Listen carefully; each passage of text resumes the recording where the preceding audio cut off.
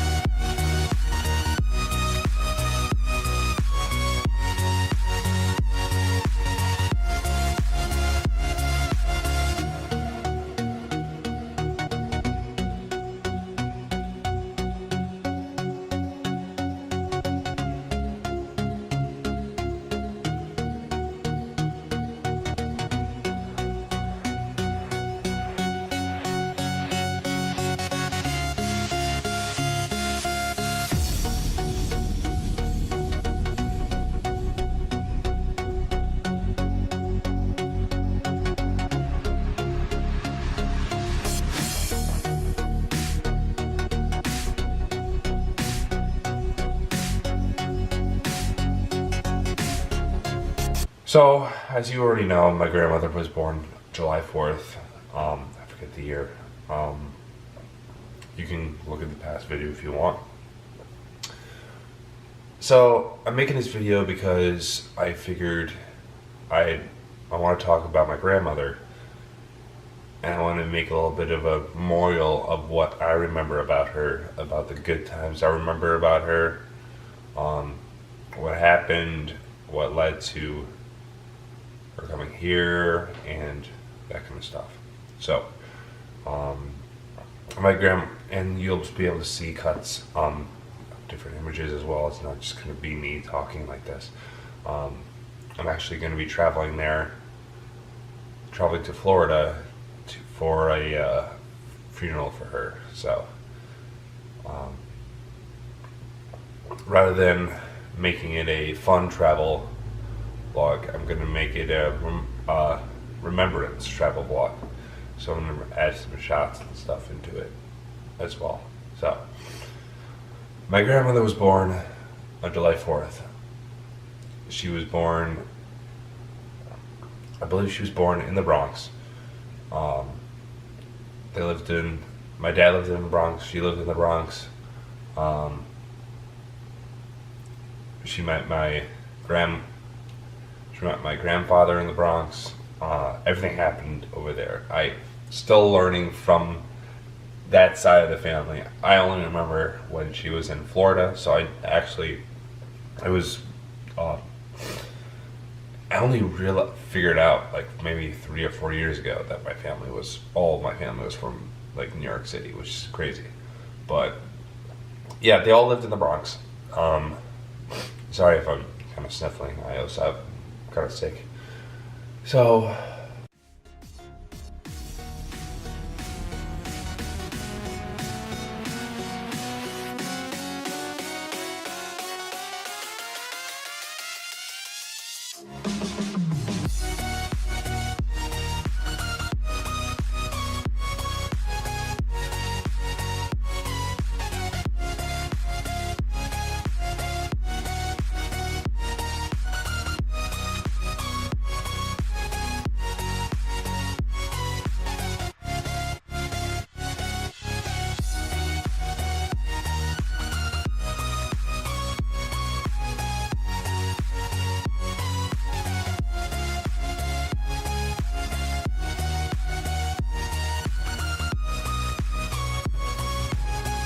when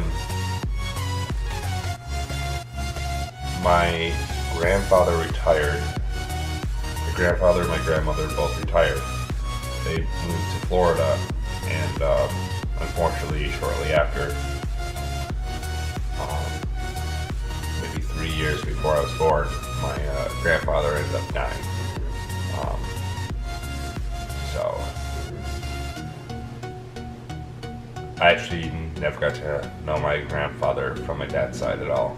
So I was very fortunate that I was able to at least know my grandmother. So, memories. Let me tell you a little bit about my grandmother. She was the most stubborn. She was the most stubborn person you'll ever know. She was the most caring person you'll ever know. She was like a huge family person. She loved her family, and she was the most open person you'll ever know. She had no filter whatsoever. Whatever she thought in her mind, she was going to say it out, even if it offended you. It was really, there were some moments, there were some pretty bad moments where we would go to restaurants and stuff, and I remember one time, like, she wanted to order bread, and they didn't have the bread out yet, so rather than thinking like, maybe they don't have the bread out, she just went, well, are you bringing the bread yet? Like, it's no filter whatsoever. So when she moved to Florida, and unfortunately my grandfather ended up dying. She didn't really have anyone there with her, because she was just alone. She was just making friends down there. So she ended up meeting a few guys. I think one of them was Tom or something. And Tom was there for like 4 or 5 years. But the person I remember the most his name was Leo. And Leo was, I think, 10 to 12 years older than her. So, and he was there, like, I remember when he used to be there since I was like 6 or something. Like, okay, I'm still recording again. But Leo's been there since I was like either 6 or 7. Like, he's been there for a very long time. In fact, one of my fond memories I have with him is I went to Epcot one time, and for some reason I was like 8 or something, and I was obsessed with this puppet. It was like this dog. It was like $20. Just like, my dad was like, "What the hell are you gonna do with that?" So I'm just walking around like the entire time, and every time, I just remember this. He always used to think that it was like he played with me. He was like, "Wow, look at that puppy! Oh, he's such a good dog." Like, he'd be like pet it, like pretend it was real. Yeah. I don't know if you'll be seeing some of the visuals of where she used to stay, but she had a very small apartment. It was a condo. So there was like a small little walkway. The kitchen was on the left. I still remember the smell and stuff. It's really weird. Kitchen's on the left. And there's like and then there's like a hallway to the right, kind of like a narrow hallway. There's a bedroom on the side. Then there's another bathroom that leads to the bedroom. Then you walk out, and then there's a dining room table. And there's the next place was, actually I can show you something. The next place was the living room. There was a big couch, and in that couch, in that area, there were 2 things. I'll show you the last thing later, but I can show you this.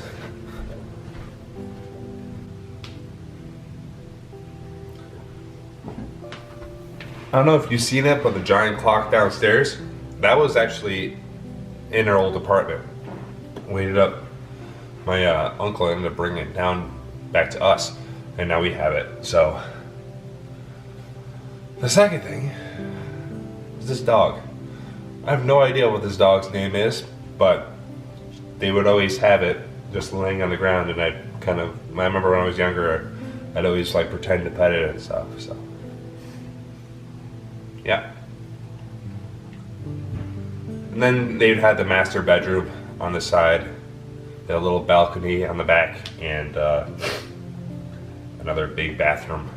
A huge bathroom. I remember there's a picture of my brother and I when we were like very, very young in the bathtub together.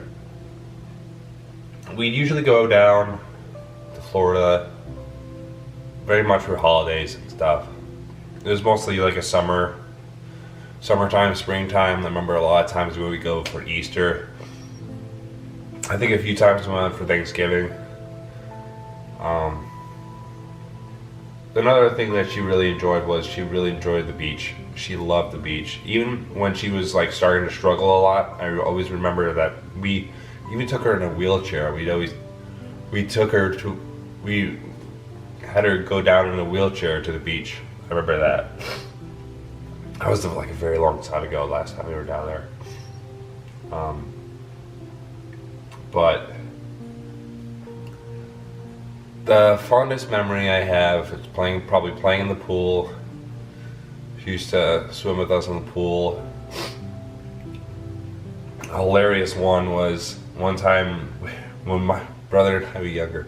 We didn't know how to, when we went to the bathroom, we didn't know how to, I don't know how to describe it, but we'd always she'd come out and she'd just go, "Who paid out the seat? Who paid out?" Like shit. It was like nothing. Like we did it a few times at like our house too. She'd go, "Who paid out the seat? Who did?"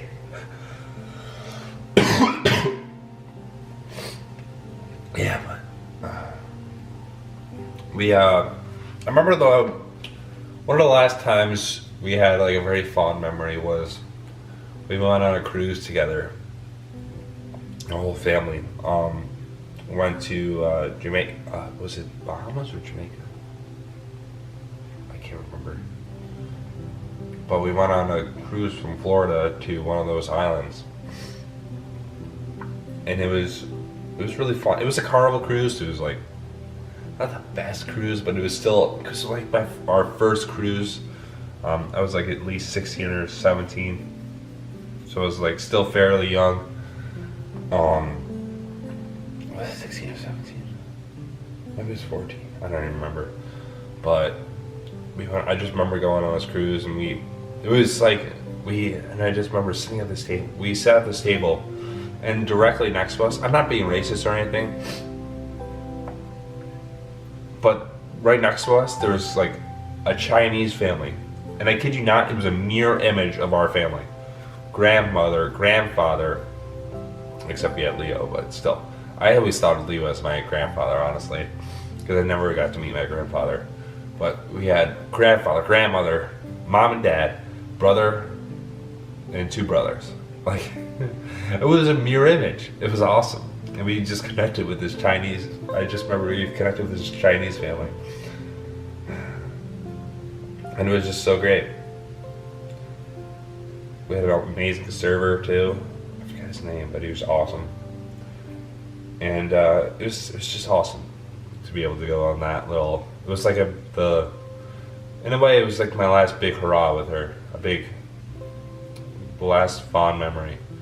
My dad always says, "Don't remember the bad days," because there was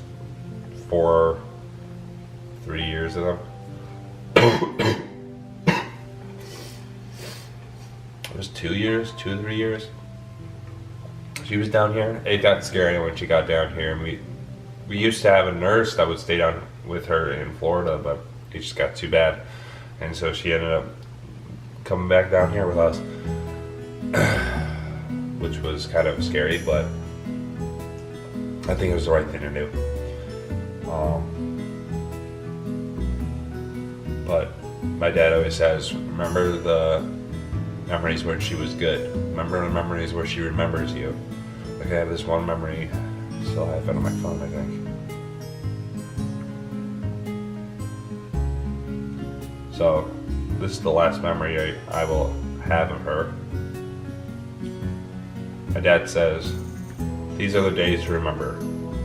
I love you all for being there for her and for me.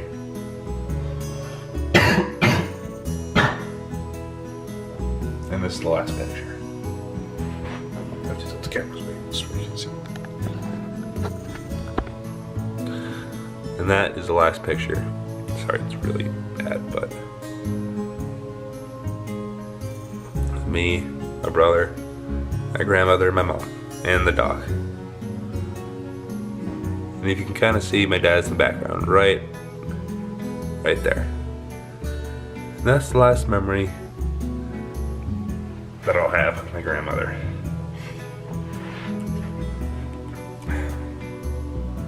So, by now I'm sure you've seen a few visuals of us going down to Florida and stuff.